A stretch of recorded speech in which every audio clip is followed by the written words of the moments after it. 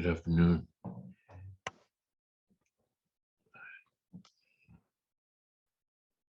So this is Buddha's birthday session, and this is our 49th season of celebrating Buddha's birthday. And I'm just beginning to realize for myself how special person he was. Dear, intimate, special person he was, because he showed us who we are. I mean, like you could end the war in the mind if you want to, if you really want to, but through discipline, of course, the body, mind, the breath. But that was his proclamation 2,587 years ago.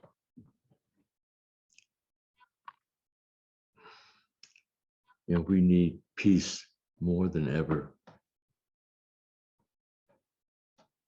So let's see. We've been reading and studying Zen Master Keizan, Denko Ryoku, and it's called Transmitting the Light. And this is,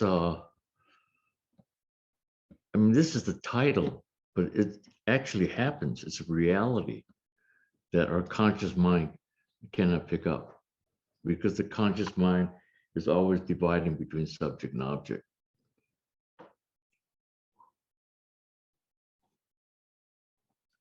So briefly, I've divided this talk up into three areas. First is the case which we've been studying. The first case is Shakyamuni Buddha. The second one is Suzuki Roshi's demeanor, which I, of course, being much younger then, didn't really realize, or because people ask me, what is the characteristics of Suzuki Roshi? And I think I apologetically said he was very calm, but I didn't know the depth of that calmness. So I want to talk, this is the transmission. I want to talk to you about that, which I have never talked to you about. And we as the successors, and we as from the San Francisco Zen Center and its affiliate should know his demeanor and what he actually did not do, which means what he did. It's like when Buddha gave his transmission in the Theravada tradition, the title of it was Buddha's Unspoken Words. So, I mean, does that make any sense? In other words, it wasn't from his self-centeredness. That's why I call it his unspoken words. And this is what I meant when I said he did not do what he did. Is that complicated?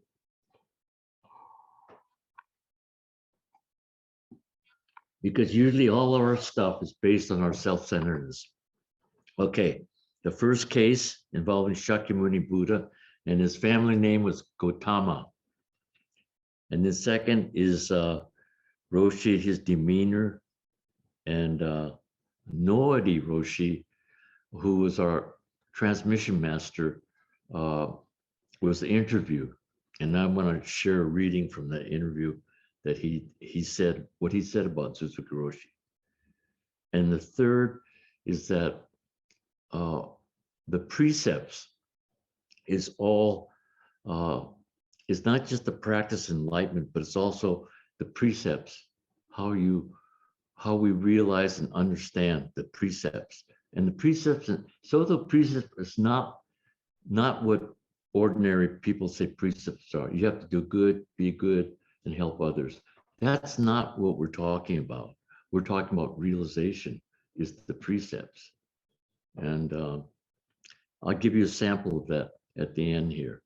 But in order to be a true person, your practice realization is very important, and how you manifest by your demeanor, how you manifest it into everyday life with people. Okay, so I begin with the first case, and I'm just going to read parts of it and maybe make comments as I go through it. The first case, this is from Francis Cook's book, translation. Very simple, 2 lines. Shakyamuni Buddha saw the morning star and was enlightened. And he said, I and the great earth and beings simultaneously achieve the way.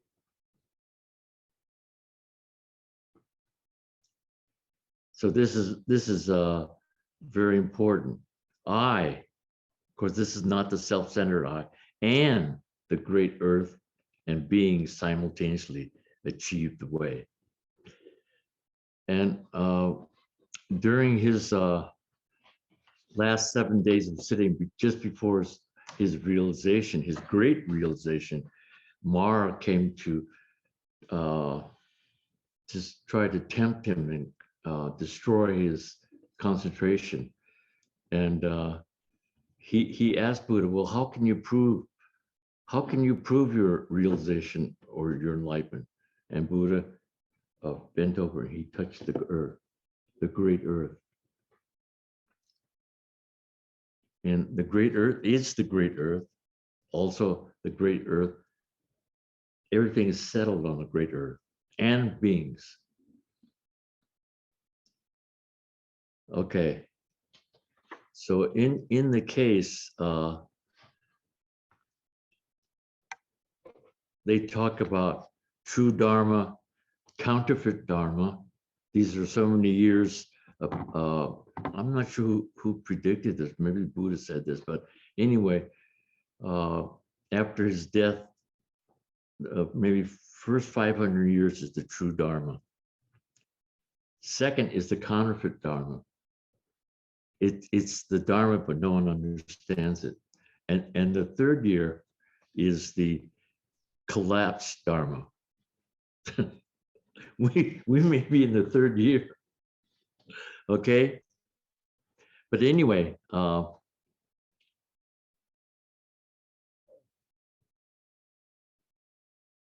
I'm just going to read partially a part of this. Those who emulate Buddha's teaching and model themselves on his demeanor, deportment, use what he uses, and how he uses it, and how the thing being used is using him or her. It's not like how we always use things, but how we use it, how we appreciate it, because this is Buddha too. And how it uses us, how the morning star saw Buddha as well as he saw the morning star. It's not just one side.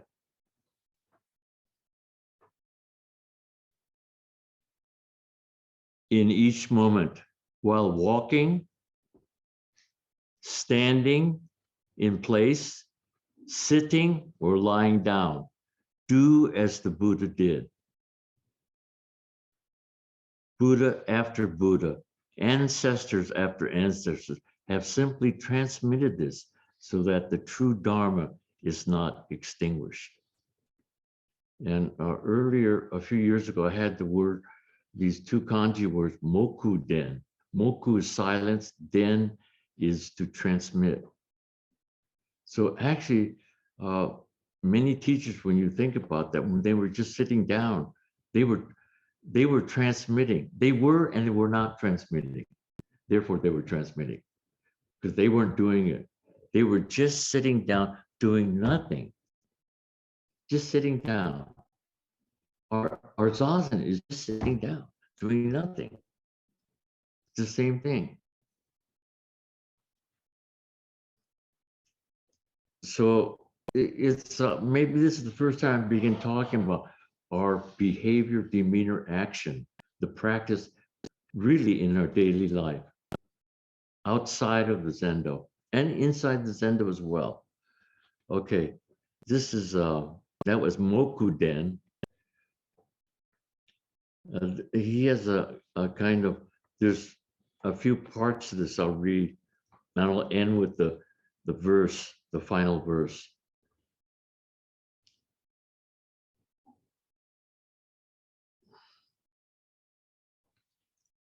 The so-called I in this main case is not Shakyamuni Buddha. And Shakyamuni Buddha also comes from this so-called I. Not only does Shakyamuni come from it, but the great earth and beings come also from it.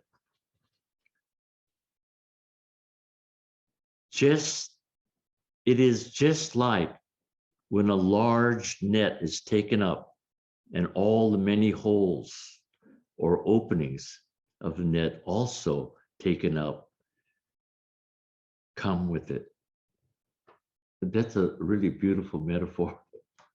It's like the absolute and negative.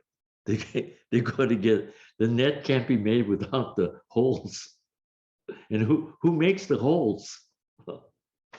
It's a beautiful metaphor.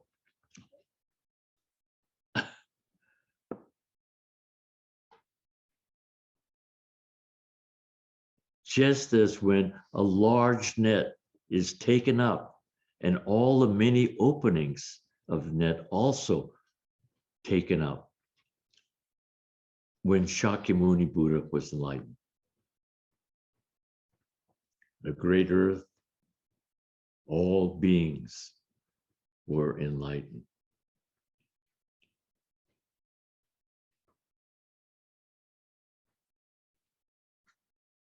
And he's talking about Gautama. Gautama was Buddha's family name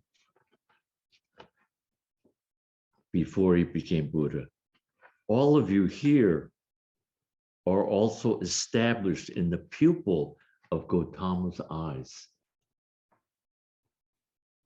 Not only are you established in it, but rather it is unfolded within you.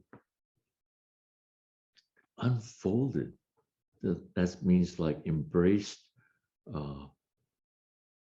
really intimately with you, enveloped.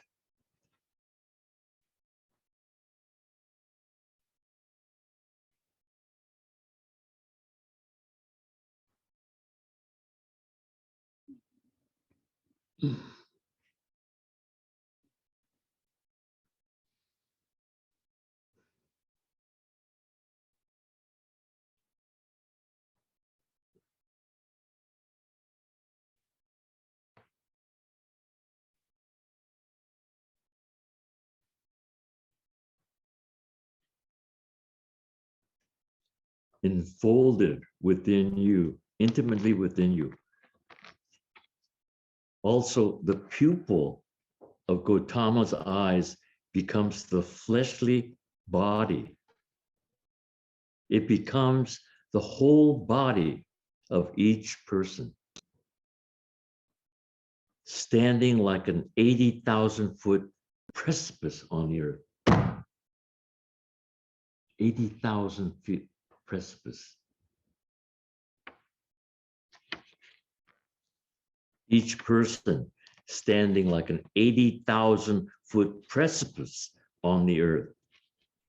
Therefore, do not think that from the past to the present, there was an eyes bright.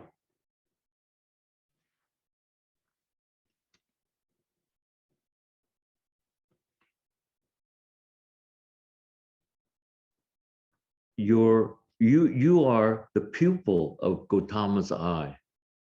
Gautama is the entirety of each one of us. I is the great earth and beings. and is not I, as the old fellow Gautama. Examine carefully, deliberate carefully, and clarify this I.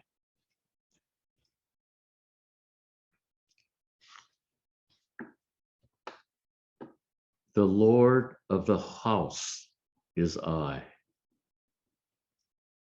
It has nothing to do with skin, flesh, bones, marrow, nor has it anything to do with 4 elements or even the 5 skandhas. Ultimately, if you wish to know the undying person in the hermitage, how could it be something separate from the person in this present skin bag? This reminds me of Tozan Zenji's poem. After he had somewhat a realization, he left the room and crossed the stream. And as he was crossing through, he saw a reflection in the water. And it wasn't him. But how could it not be him?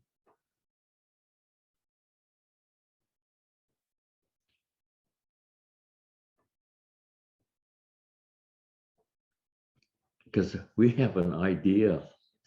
We're superly conditioned with the idea of we know what we look like. But when it's not what you look like, who else could it be? And the, what is it? The skin bag refers to us. The undying person in the hermitage. That's another story. But anyway, how could it be something separate from this present skin bag? Okay, this is the verse and finishing the Keizan's writing. A splendid branch issues from an old plum tree. At the same time, obstructing thorns flourish everywhere. So a splendid branch issuing from an old plum tree. Plum tree is in Zen a metaphor for enduring, persevering, standing in snow. Old plum tree. So it's valued in that way. It's fortitude. It's natural fortitude. A splendid branch issues from an old plum tree. At the same time, obstructing thorns flourish everywhere. And these obstructing thorns are small, medium, or big problems, difficulties you will have in your life. But they are also Buddha. It's called thorns, but they are also Buddha. At the same time, obstructing thorns flourish everywhere. Okay.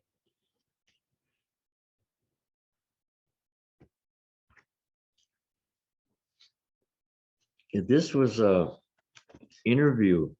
Carl Bielefeld, Fumiko, his wife, Jane, and Peter Snyder interviewed a Nori Roshi, who was actually our transmission master.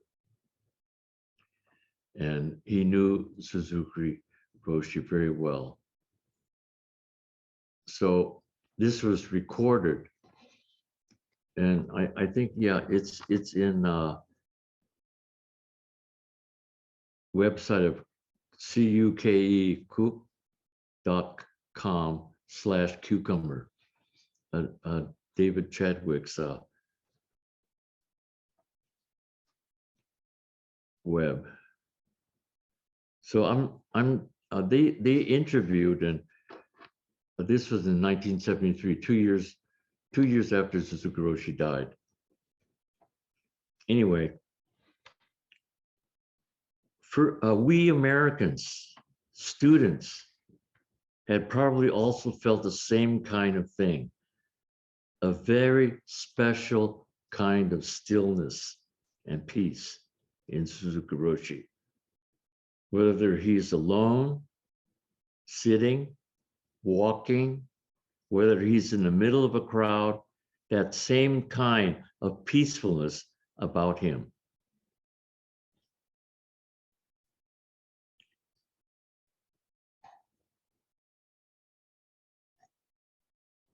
It's not the peacefulness or calmness that ordinary people think. This kind of peacefulness is the enlightenment of Dogen. And we, as students of Suzuki Roshi, should continue this tradition and maintain this kind of still, or what we call about enlightenment. We call it this kind. It's called nirvana enlightenment. The Bodhi style, that's the other kind,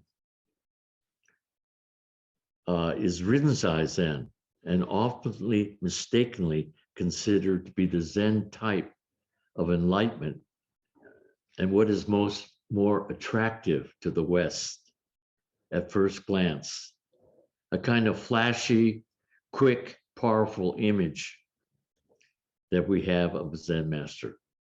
But we think that this is all that enlightenment is, then we have made a bad mistake. And as students of Suzuki Roshi, we should try to maintain this nirvana enlightenment tradition.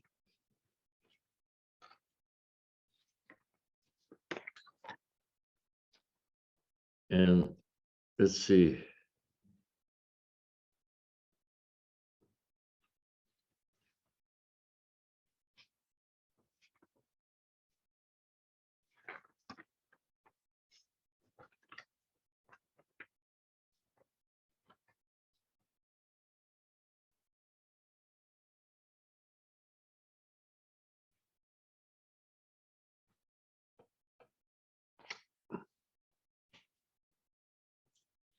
So you know, I think what it does for me, it means the Zendo is everywhere. This is the first Zendo, of course, but in your off hours of Zendo, you know, this is where you should manifest. First, you have to receive that peacefulness. You have to realize that peaceful, and actually you probably have, but you just don't know it because it comes from yourself anyway. And when you're sitting somewhere by yourself, you are not by yourself. You are all one with everything. So you're not alone. No one can be alone in this kind of practice. And they're saying we are American students, but actually I don't think anybody has. This was written in 1973 because it would show the people manifesting this.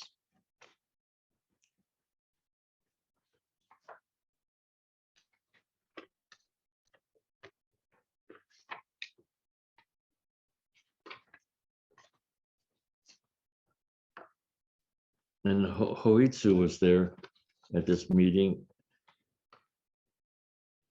and he adds, interpretation is the relationship between the stillness that Nori Roshi felt and the importance of the precepts in Zen practice. In Kishizawa Roshi tradition, he was another teacher in Suzuki Roshi's. He wasn't in Suzuki Roshi's lineage, but he's another teacher that influenced Suzuki Roshi tremendously. Kishizawa Roshi tradition, the emphasis is upon zazen within the context of the precepts.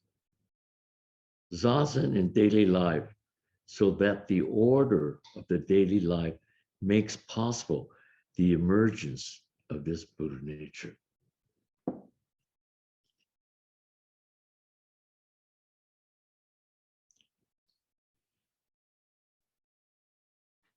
Kishizawa's Roshi tradition the emphasis upon zazen within the context of the precepts, zazen in daily life, so that the order of the daily life makes possible the emergence of this Buddha nature.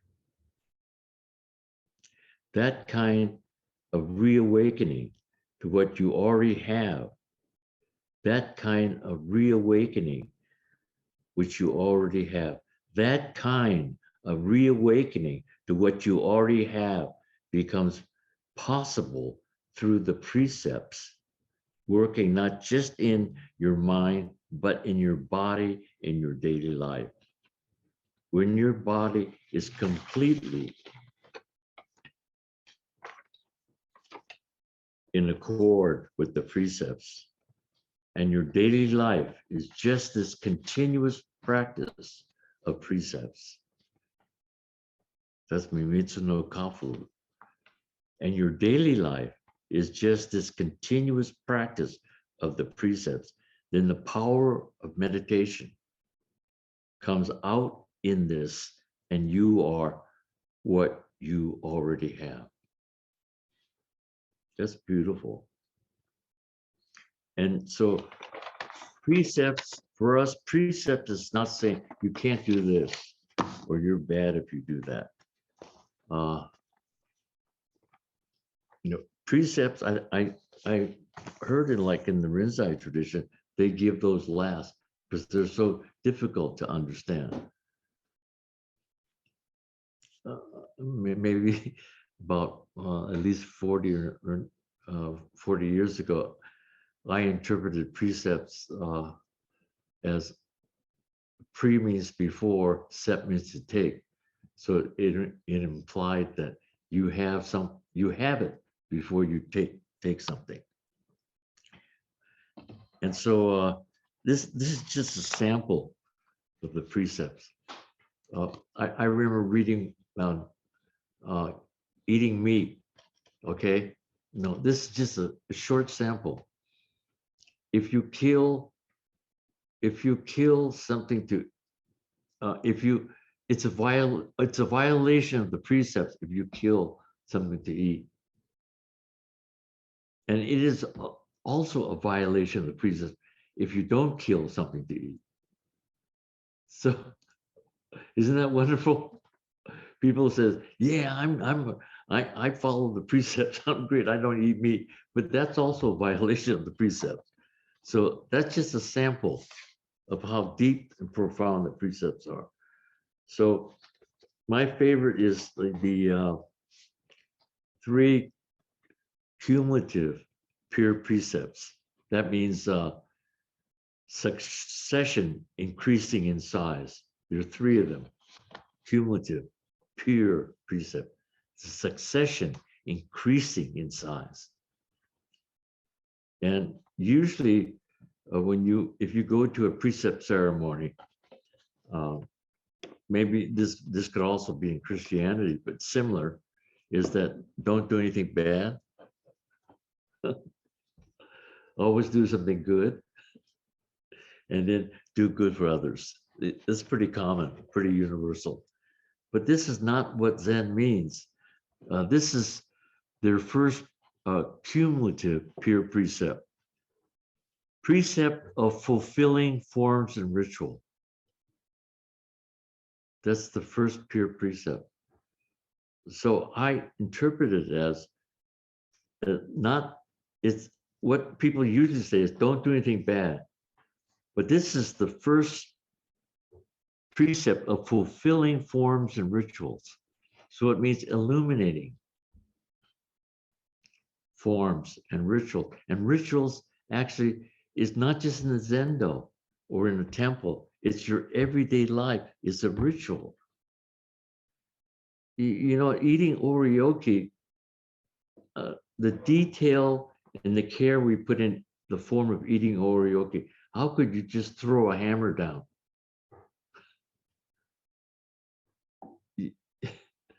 What are we doing? I mean, if you throw the hammer down, really throw the hammer down. That's ritual. But I mean, why, Soto Zen, the Oryoki practice, that's why Trungpa adapted it for his community, because it's not meticulous. It's the relationship to the exterior, to the outside world, that they're alive also. And because they're alive, it helps us become alive. So this illuminating means eko hensho. Ek means to turn the illumination. Okay, we're always illuminating that way, outside of ourselves. Turn the illumination. And then hensho means return the illumination. Oh, turn the light. Okay, return the illumination. Not just one way. Seeing the star, star sees you. Turn the light and return the illumination. I even thought of one of the patriarchs that we studied recently. They put him in a tomb, and the tomb opened up, and I said, that's an eko hensho. That's the second part of eko hensho. When someone actually dies, and you're there with him, maybe a day or two before, he looks like he could gotten out of bed, because he doesn't look sick or dying. That's eko hensho, that illumination that returns, and it even opened up the door of the tomb.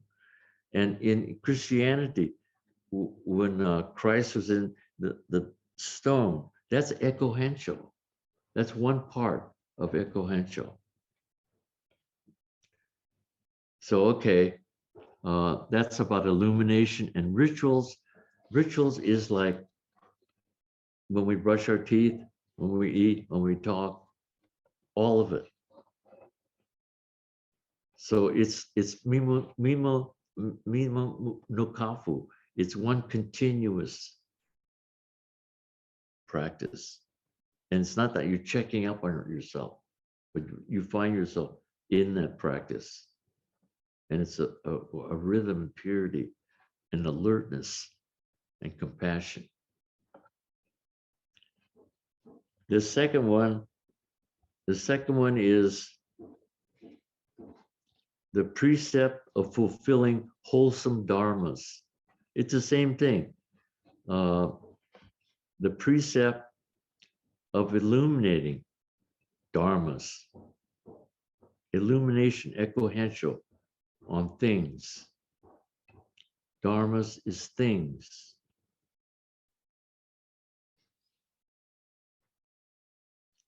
And the third one, that's doing good in the ordinary precept ceremonies. First one would be don't do bad things. Second one is do good things. The third one is do good for others. And it's the precept of fulfilling all beings. The precept of illuminating all beings. It's the eko hensho again.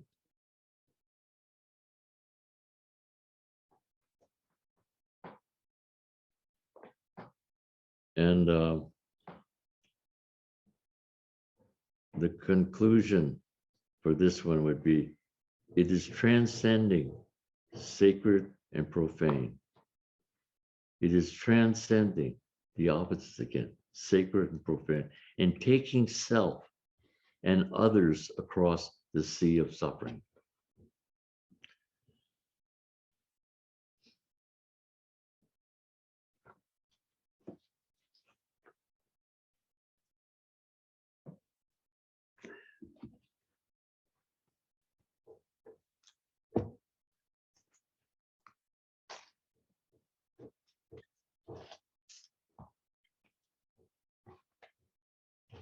Yeah, we could make copies of this if people would like the interview with Nori Roshi.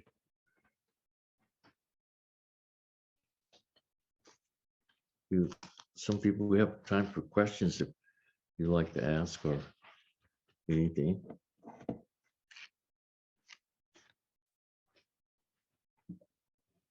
Yes. You just said something that really taught me, and that was taking others across the sea of suffering. Could you talk about that a little more? Usually if a person asks if they want help or something, then I will respond. But when people don't ask, you don't, it's a very sensitive thing. Although they don't even know they're suffering. In fact, when Thich Nhat Hanh used to give a talk, he said, look into your suffering. And I said, I don't have any suffering. But when you start looking, everyone has a lot of suffering.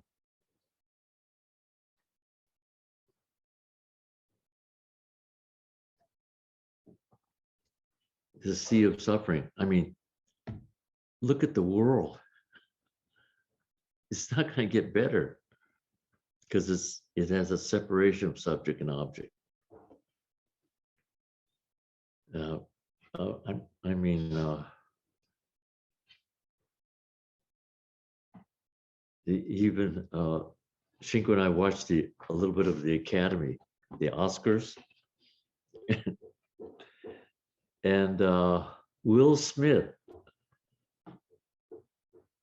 and Chris Rock, who's a comedian, he said something that made or promoted Will Smith to walk up the stage and slug him. And everybody was the Oscar committee, and I mean, thousands of people all over the world were all surprised. And they were going to arrest him. They were going to throw him out of the academy. I mean, all this stuff was going on. But what I was interested in, what did he say about his wife? They never even got to the bottom of it. He said something about his wife, and that's why he went up and did that. But no one even asked the question. What made Will Smith do that? And then on top of that, Will Smith won the Oscar Best Actor. It's just, see how crazy the world is. I mean,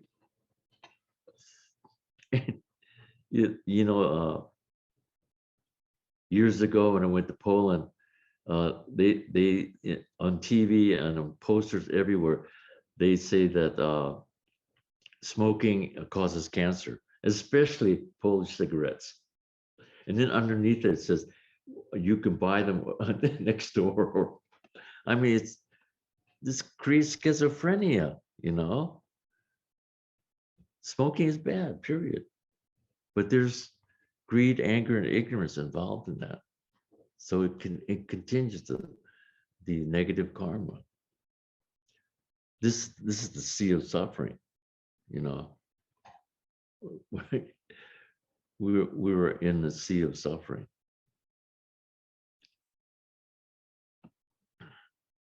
Yeah, and in the Dharma, in the Dhammapada, the Pali writings, we studied that shoaku makusa, refraining from evil. And when I saw that line in Dogen's writing, I said, gee, I don't even want to read that. I don't want to find out what the evil is about, but just refrain from doing bad things, basically, okay? And then the next line was, because you're refraining from that, then you're doing something good. You have good karma. The third line, the most important line, is about clarifying the mind. That's ending the war. The physical war, the climate change. We have a different relationship to things outside ourselves. They're not just objects and things. They have their nature. They have their virtue. Anyway, please come and practice. It's the best way. Okay, thank you.